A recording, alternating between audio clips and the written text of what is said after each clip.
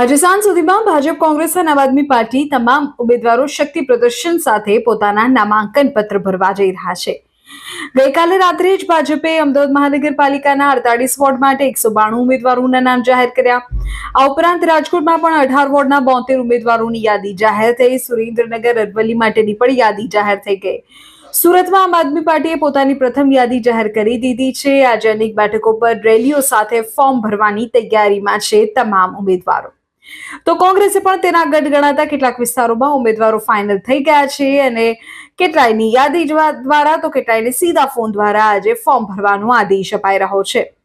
આ તમામની વચ્ચે પાટીદાર આગેવાન દિનેશ બાંભણિયાએ બિન અનામત વર્ગની બેઠકોની ફાળવણી મુદ્દે સુપ્રીમ કોર્ટમાં અરજી કરી છે, જેના પર સૌની નજર છે.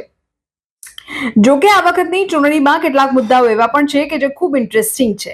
તમને જાણીને નવાઈ લાગશે કે આ વખતે ઘણી જગ્યાએ સ્થાનિક સ્વરાજની ચૂંટણીમાં આઈપીએલની મેચ અને ચૂંટણી પ્રચાર વચ્ચે જાણે સ્પર્ધા હોય એવી સ્થિતિ સર્જાય છે.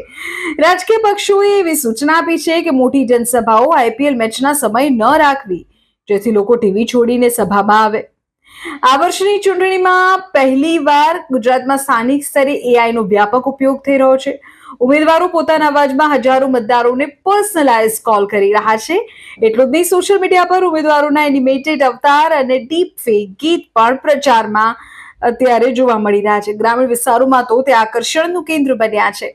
તો ભાજપ અને આમ આદમી પાર્ટી બંનેએ અનેક એવી બેઠકો છે કે જ્યાં 25 થી 30 વર્ષની વયના ઉમેદવારોને ઉતાર્યા છે. કેટલાક વિદેશથી બનીને આવ્યા છે, તો કેટલાક સોશિયલ મીડિયા ઇન્ફ્લુએન્સર છે, તો ક્યાંક ઇન્ફ્લુએન્સર વર્સેસ ઇન્ફ્લુએન્સરની પણ લડાઈ છે. તો સોગંદનામા મુજબ અમદાવાદ, સુરતના કેટલાક કોર્પોરેટર પદના ઉમેદવારોની સંપત્તિ ધારાસભ્યો કરતા પણ વધુ છે. અપક્ષ ઉમેદવારો માટે ચૂંટણી પંચે આ વખતે ખૂબ જ વિચિત્ર અને આધુનિક પ્રતીકો ફાળવ્યા છે, જેમાં કોઈને લેપટોપ મળ્યું છે, તો કોઈને સીસીટીવી કેમેરા, તો વળી કોઈને ડિશ એન્ટેના. જોવે રહેશે કે લેપટોપ, સીસીટીવી કેમેરા, એન્ટેના, કમળ, પંજો, ઝાડુ કોને મત મળે છે, કારણ કે સ્થાનિક સ્વરાજની ચૂંટણી 26મી તારીખે છે અને 28મીએ તેની મત ગણતરી છે, રિઝલ્ટ છે અને ગુજરાત વિધાનસભા પહેલાની સેમીફાઇનલ છે.